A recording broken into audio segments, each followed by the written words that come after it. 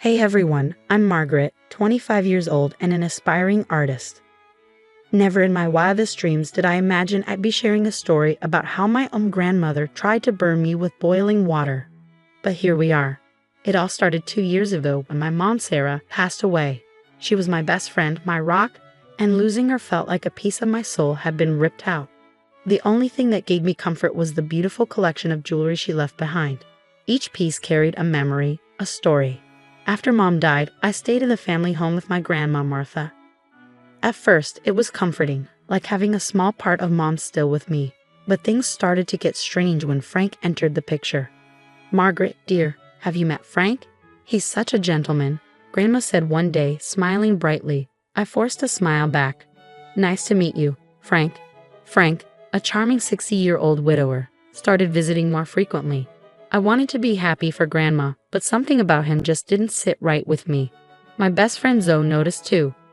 One afternoon, over coffee, Zoe said, "Liv, don't you think it's time you got your own place? Your grandma's acting like a teenager with this Frank guy." I sighed. "I know, but I can't just leave her. Besides, all of Mom's stuff is still there." Zoe gave me a knowing look. "Your mom would want you to live your life, not babysit your grandma."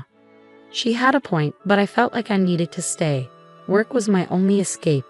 I'd been doing graphic design at a small firm, trying to save up for art supplies. That's when I met Ethan. "Hey Margaret, check out this design I'm working on," Ethan called out one day. I leaned over, catching a whiff of his cologne. "Wow, that's amazing. I wish I could create like that." He smiled. "Are you kidding? Your work is incredible. You should really think about doing your own art full-time." I blushed a little flutter in my chest.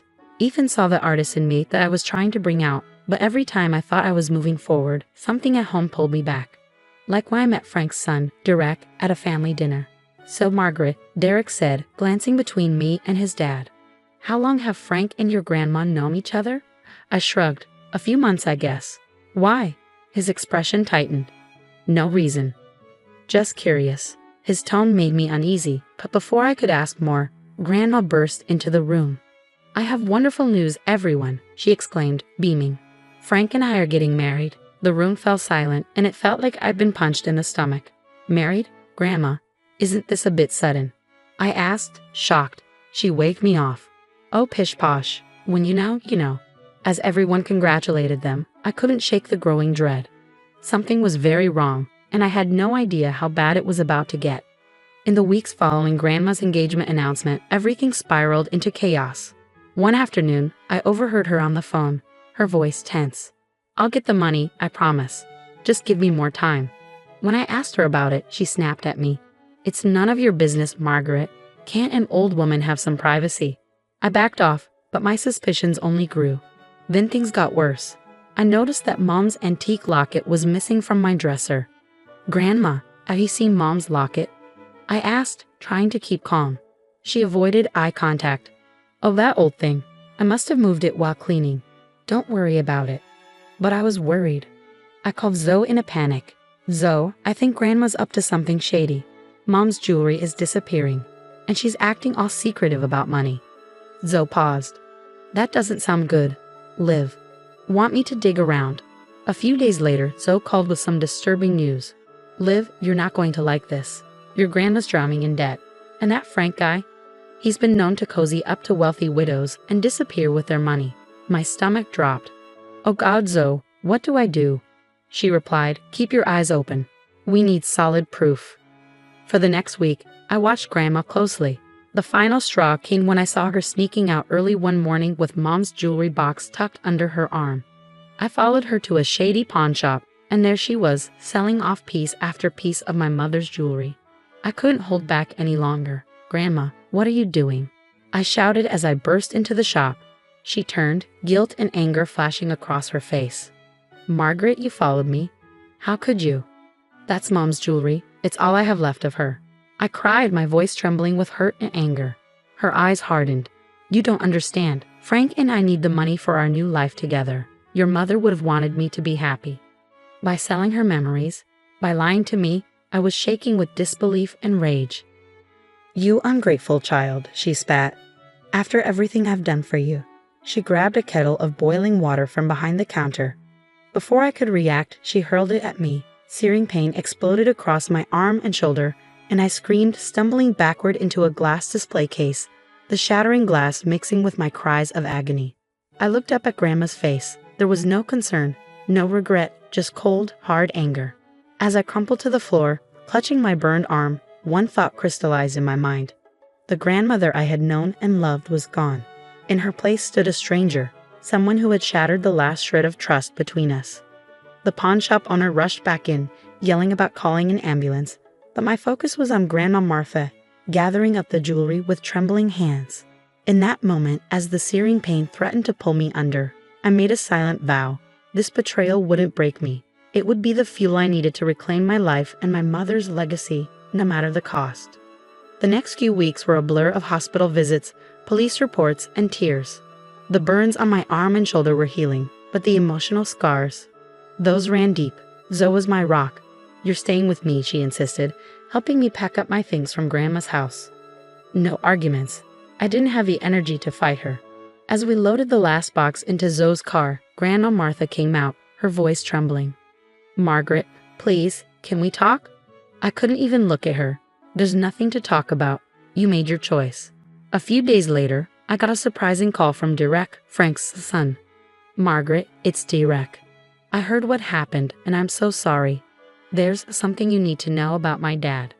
We met at a coffee shop, and Derek laid it all out. Frank had a history. Charming wealthy widows, draining their bank accounts and disappearing without a trace. Grandma Martha was just his latest target. "I've tried to stop him before," Derek said, his voice heavy with guilt. "But he always weasels out of it. Maybe this time, with your help, we can finally put an end to it." I hesitated. I'm not sure I can handle any more drama. But Zoe, ever the fighter, wasn't about to let it go. "We can't let them get away with this, Liv. We need a plan." Over the next week, we devised a scheme. Derek would play along with Frank's plan, pretending to help with the wedding, while we worked with the pawn shop owner to set up a sting operation. "I feel bad for ratting out your grandma," the pawn shop owner admitted when we approached him. "But what she did to you, that ain't right." As we fine-tuned the plan, Ethan was my steady support. He'd come over after work, bringing food and offering a shoulder to lean on. But I found myself pulling away. The fear of being hurt again was overwhelming. One night, as we sat on Zoe's couch, Ethan reached for my hand. I flinched. "Liv, talk to me," he said, his voice pleading. "What's going on in that head of yours?" I couldn't meet his eyes. "I'm sorry, Ethan. I can't. Everyone I've trusted has betrayed me. My own grandmother tried to." I choked up, unable to finish the sentence. Ethan's voice was soft. "I'm not them, Margaret. I would never hurt you like that." "That's why I thought about Grandma too," I whispered. The hurt in his eyes was clear, but he didn't push. "I understand. Just know I'm here. Okay, whatever you need." The day of the sting operation arrived. We had set up hidden cameras in the pawn shop and wired Derek for sound. The plan was for him to bring Grandma Martha and Frank to the shop under the pretense of selling family heirlooms to fund the wedding. I watched from a distance as they entered the shop. Grandma clutched her purse tightly, and Frank's arm was draped around her shoulders. But even from where I stood, I could see the predatory glint in his eyes.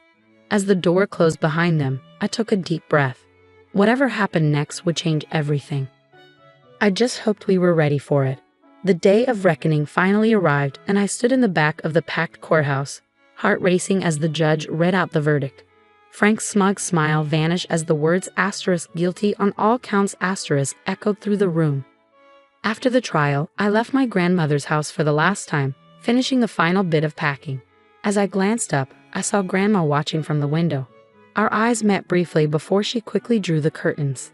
That was the last time I ever saw her. With a nightmare behind me, I threw myself into my art. The pain, the betrayal, the healing, it all poured out onto my canvases. Ethan was by my side through it all. One night, as he studied my latest piece, he said, "These are incredible, Liv. You're turning your pain into something beautiful." I leaned into him, feeling safe for the first time in months. "I couldn't have done it without you." Zoe, always the unstoppable force, helped me set up my own studio. "This is just the beginning," she declared as we painted the walls together. "You're going to be huge, Liv. I can feel it." And she was right. My first small exhibition sold out in a week. Then came a feature in a local art magazine, and before I knew it, galleries in the city were calling. The night of my exhibition opening, I looked around at the vibrant crowd, at my art lining the walls, and at Ethan smiling proudly from across the room. Asterisk to new beginnings, asterisk, I whispered to myself, raising my glass. And to the family we choose. The pain of betrayal had forged me into something stronger, something unbreakable. As I clinked glasses with my friends, I silently thanked the hardships that had led me here. They hadn't broken me, they had set me free. Now I have a question for you. If you were in my shoes, would you ever forgive Martha for what she did? Is there a line that, once crossed, makes reconciliation impossible, even with family? Share your thoughts in the comments below.